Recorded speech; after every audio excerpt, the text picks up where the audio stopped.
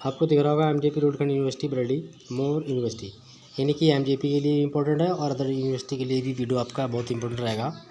इसमें आपको मिलेगा इंपॉर्टेंट क्वेश्चन वीडियो रहेंगे और एमजेपी रुड़कहंड एंड ऑल यूनिवर्सिटी, अन्य यूनिवर्सिटी के लिए भी अवेलेबल रहेंगे अकॉर्डिंग टू न्यू सिलेबस। यहाँ पे देख लेते हैं अकॉर्डिंग टू न्यू सिलेबस, यानी कि न्यू एजुकेशन पॉलिसी 2020 के अनुसार study material available BA part 1, BA part 2, BA part 3, MA part 1, MA part 2, ठीक है, ऑल सब्जेक्ट। यानी इसमें आपका first semester, second semester, third semester, ये सभी की प्लेलिस्ट बनी हुई है, आप विजिट कर सकते हैं। और थर्ड सेमेस्टर आपका आने वाला, तो वह उसका आज का वीडियो अपलोड होगा। और यहाँ पर आज टाइम ज़्यादा ना खर्च करते हुए देखिए आपको यहाँ सब्जेक्ट दिख रहे होंगे जो आपको मिलने वाले हैं। तो सीधे हम आते हैं क्वेश्चन पर। क्वेश्चन की बात कर लेते हैं। आपका पार्ट 2 रहेगा, सेमेस्टर 3 रहेगा। इसमें जो हम करेंगे मिड टर्म एग्जाम जो आपका आने वाला है इंग्लिश लिटरेचर का। तो इंग्लिश लिटरेचर में आज में हम पढ़ेंगे लॉन्ग क्वेश्चन आपके दिए होंगे 3 में से आपको 2 का आंसर देना पड़ेगा और शॉर्ट क्वेश्चन भी दिए होंगे। तो इस मिड टर्म का पूरा सिलेबस है, इसमें क्वेश्चन भी हैं और उनके आंसर भी हम देखेंगे क्वेश्चन के साथ ही साथ, ठीक है। तो आइए बढ़ते हैं आगे इसमें। तो क्वेश्चन हमारा पहला है कि write a note on Shakespeare से conception of tragedy with reference Macbeth drama. In Macbeth के बारे में आपको समझाना है। तो 3 क्वेश्चन मैंने लॉन्ग इसमें दिखाए हैं करके, बिल्कुल उनका आंसर दिया हुआ है, तो थोड़ा क्वेश्चन वीडियो लंबा हो जाएगा, तो इसलिए मैं आपको आंसर दिखाता चलूँगा कि किस तरीके से आपको लिखना है। तो सबसे पहले आपको डालना है कि इंट्रोडक्शन में आप पॉइंट बना देंगे, उसके बाद लिख देंगे Macbeth is a great tragedy of Shakespeare's play, it is represent Shakespeare concept tragedy and influential effective manner. तो इस तरीके से आप जो है इसमें पॉइंट बनाएंगे किसका, इंट्रोडक्शन का। और इस तरीके से जो आपको मैं दिखा रहा हूँ आप इस तरीके से उसको लिखते चले जाएंगे। सेकंड पॉइंट हमारा आता है, क्या है, ए मैन हाई पोजीशन, ठीक है, ए मैन हाई स्टेटस। तो ये पॉइंट है, इसमें आपको देखना है क्या, शेक्सपियर से tragic hero ought to be a man high status, all the heroes of Shakespeare is a tragedy man of high position or high status। तो इस तरीके से इसको कवर करेंगे आप। इसके लिए मैं धीरे धीरे स्क्रॉल कर रहा हूँ, आप देखते रहेंगे। इस तरीके से आपको नोट कर लेना है अपनी कॉपी में, रजिस्टर में, या आपके जैसे गेस्ट पेपर दिए होंगे उनमें आपको क्वेश्चन को टिक कर लेना है। तो इस तरीके से ये क्वेश्चन आपकी पॉइंट सेकंड कंप्लीट हो गया। अब बात करेंगे हम ऐसे ही तरीके से आप डाल लेंगे ट्रेजिक फ्लो पॉइंट बनाएंगे आप। इसके बाद में आपको क्या लिखना है, जो कि मैंने आपको यहाँ पर शो कर दिया है, इस तरीके आप उसको जो है आप नोट करेंगे अपनी कॉपी में। आपको ऐसे ही लिखना है। और यहाँ पर ये लिखा है हाई, यहाँ पे नहीं गलत हो गया था, यहाँ पर आएगा ही, ठीक है। तो he suffers from the weakness of which man's bigger cases of downfall. तो इस तरीके से आपको इसका आंसर लिख देना है। पूरा पेपर इसमें मैं हल कर दिया है, इस तरीके से आपको हल कर लेना है और इस तरीके से आप स्क्रॉल करते रहेंगे, मैं देखता रहूँगा यहाँ पर। अब यहाँ पर आता है, यहाँ पर ये 10 लिखे हुए, यहाँ पर कर देंगे आप THUS 10, ठीक है, द वीकनेस। इस तरीके से आप ट्रेजिक फ्लो करते रहेंगे और आंसर आपका बनता चला जाएगा। फिर आप डालेंगे इनर कॉन्फ्लिक्ट, यानी अंतर्द्वंद। तो मैं पढ़ूंगा नहीं, बस सीधा आपको दिखा रहा हूँ जिससे वीडियो आपका बड़ा ना बने। तो शेक्सपियर से ग्रेट ट्रेजेडी प्रेजेंट एक्शन आप 2 स्केल्स, 2 काम करती है। तो 2 क्या स्केल होते हैं इसके, वो देख लेते हैं। देखिए आपको ट्रू वर्ड होता है physical and inner word, mental या फिर स्पिरिचुअल। इस तरीके से आपको इसको लिखना है। लिखने के बाद में आपको सीधा आपका पॉइंट ये पूरा हो जाएगा। ऐसे आपको लिखना है। ये क्वेश्चन आपको कम से कम 2 पेजों में हल करना है। तो अब आपकी आती है अगली जो पॉइंट हमारा अगला है वो है स्पिरिचुअल कॉन्फ्लिक्ट।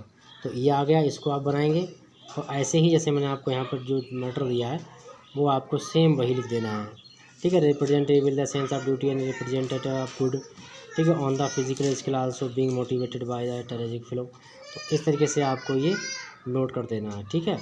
तो पहला क्वेश्चन आपका कंप्लीट होने वाला है। और नेक्स्ट पॉइंट इसमें जो आएगा वो आएगा पिटी एंड फियर, ठीक है। ये वो पॉइंट है जब शेक्सपियर जो मतलब होता है इसमें मैकबेथ राजा को मार देता है, उसके बाद उसकी जो दशा होती है उसके बारे में यहाँ बात की गई है। तो जाएगा Shakespeare great tragedy produce the feelings of pity and fear, the hero suffering from the melt of the hearts and the feel and the pity for him. तो इस तरीके से आपको ये लिख लेना है।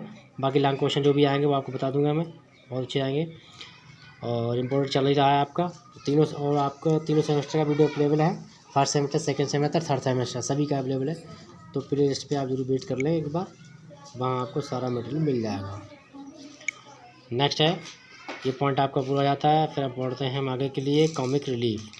कॉमिक रिलीफ में क्या रहेगा, Shakespeare introduce comic relief in his tragedies.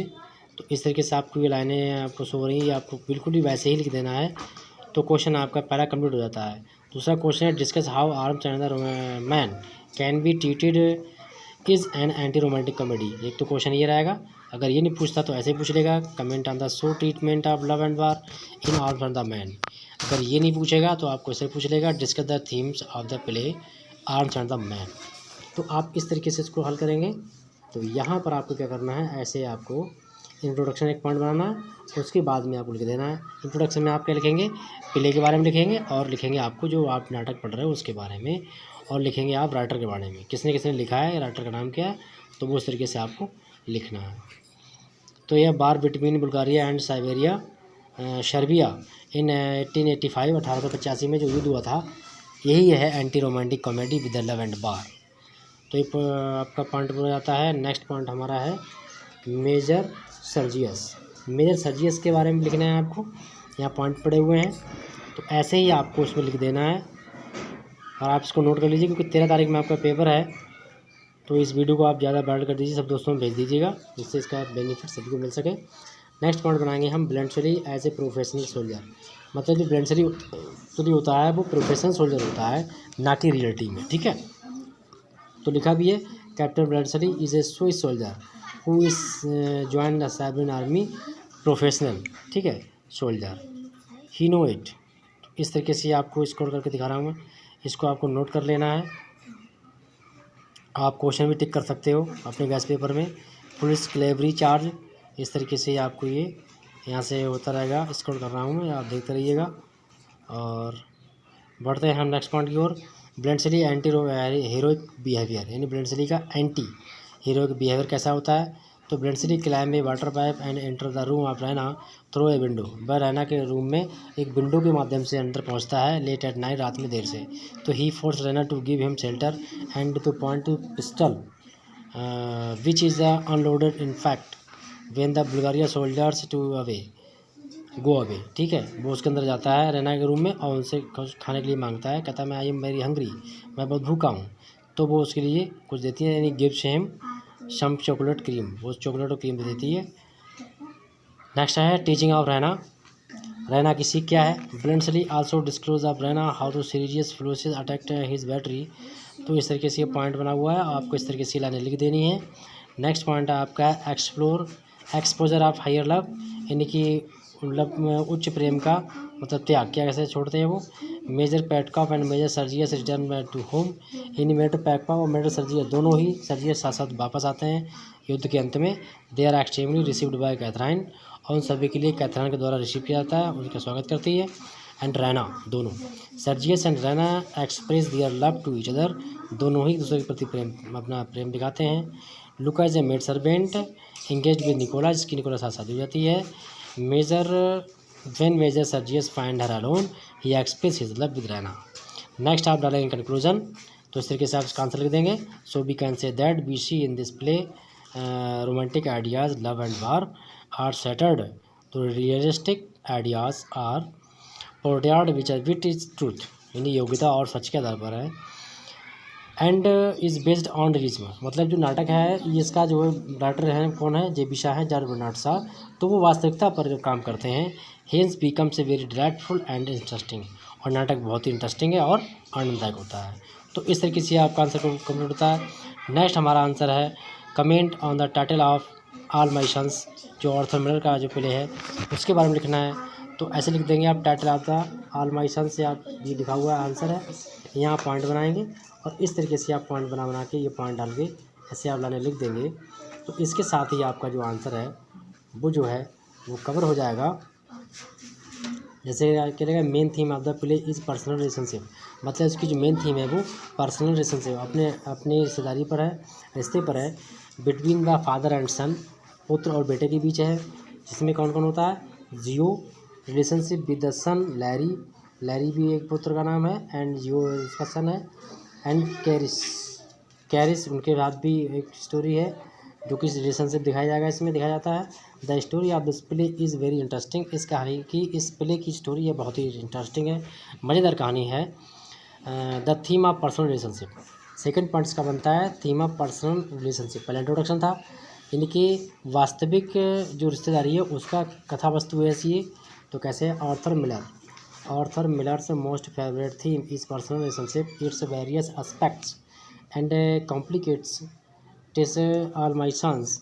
Is present the father son relationship, Joe relation with Larry on the one hand other. यानी इसमें जो एक पिता होता है वो और उसके जो पुत्र होते हैं उन दोनों का इसमें आपस में एक रिश्ता है, कैसा रखना चाहिए वो दिखाया जाता है। तो जियो relation with Larry on the one hand, एक तरफ से जियो और लैरी का रिलेशन है एंड कैसा है वन हैंड, और एक तरफ से क्या है जियो Chris relationship on the other way side. It he present lover beloved relationship also. It is complexity is exposed when N begins to love carries of death after death of Larry, यानी कि Larry की मृत्यु के बाद जो क्रिश है वो N से प्यार करने लगता है। योर यानी कि Larry is an old businessman. ये आपका यहाँ पर ये कटा हुआ है, यहाँ से कुछ नहीं है, बस सब कटे हुए। तो जो लैरी है वो एज ए ओल्ड बिजनेसमैन होता है, बहुत ही पुराना व्यवसायी होता है वो।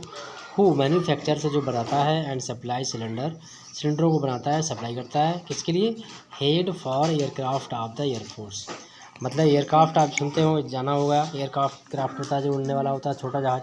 एयरफोर्स मतलब कि हवाई जो हमारी होती है वायुसेना, उसके लिए बनाता है। नेक्स्ट है the theme of social responsibility. दूसरी थीम इसमें दिखाई गई है कि समाज की जिम्मेदारी वो क्या होती है या उसका उत्तरदायित्व क्या होता है। The relationship of the individual with the society is a popular theme in the Arthur millers play. Arthur millers का जो प्ले है उसमें सामाजिक जिम्मेदारी बहुत अच्छी तरह दिखाई जाती है। और in this play to the theme is introduce to quite forcibly stage the lead and the theme of the social guilt, यानी सामाजिक जो बुराइयां होती हैं वो भी इसमें दिखाई जाती हैं और उसके लिए समाज भी जिम्मेदार होता है। Miller the succeeded the exposing weakness of the American capital system, यानी अमेरिका का जो पूंजीवाद था उसका भी इन्होंने विरोध किया था। The play deals with the war days, यानी युद्ध के दिनों में जो था प्ले था, जो था उसका डील होती है। The evil effects of war have destroyed all moral values, जिसके द्वारा सभी प्रकार की नैतिक वैल्यू, नैतिक कीमतें जो है नष्ट हो जाती हैं। People are tragedy and self entered, they are lost in profiting earning, और वो केवल उसमें लॉस्ट में खो जाते हैं। किस में खो जाते हैं? केवल प्रॉफिट अर्निंग, यानी केवल मुनाफा कमाने में खो जाते हैं। नेक्स्ट पॉइंट हमारा है, लास्ट पॉइंट है कंक्लूजन। इसे आपको प्रत्येक क्वेश्चन में डालना है, लॉन्ग में जरूर डालना है आपको। Arthur millers realistic dramatist, Arthur Miller जो है वो वास्तविक नाटककार हैं। ही वह चीज़ देखते हैं द रियल ह्यूमन नेचर, मानव का वास्तविक स्वभाव। जियोज remark the significant in this regard, जियो का भी यहाँ पर बहुत ही महत्वपूर्ण रिकॉर्ड है। क्या? Chris a man can not be Jesus in this world, यानी क्रिस जो है वो नहीं बन सकता, हो सकता जीसस इन द वर्ल्ड, संसार में वो जीसस नहीं बन सकता। Chris makes the clear that is,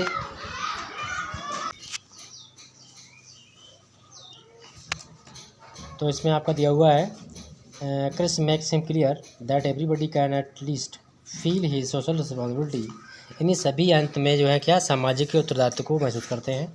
everybody is a member of the human society, प्रत्येक जो है मानव समाज का क्या होता है? मेंबर, सदस्य होता है। द मोमेंट जियो रिलाइज, यानी कि जियो उसका लड़का होता है उसको रिलाइज यानी महसूस होता है।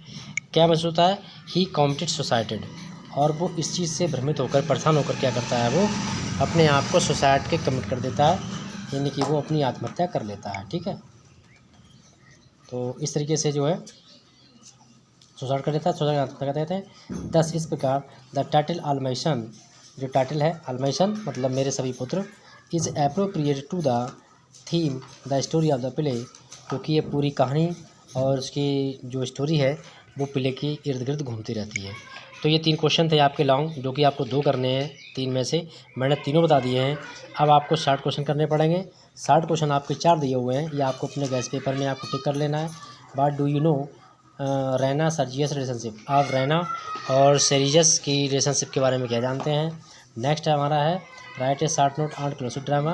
क्लोसेट ड्रामा क्या होता है उसके बारे में आप जानिए, मतलब पढ़ेंगे क्या लिखा है। इसके वीडियो अपलोडेड है, प्लेलिस्ट में बने हुए हैं अपलोडेड, आप वहाँ जाके देख सकते हैं।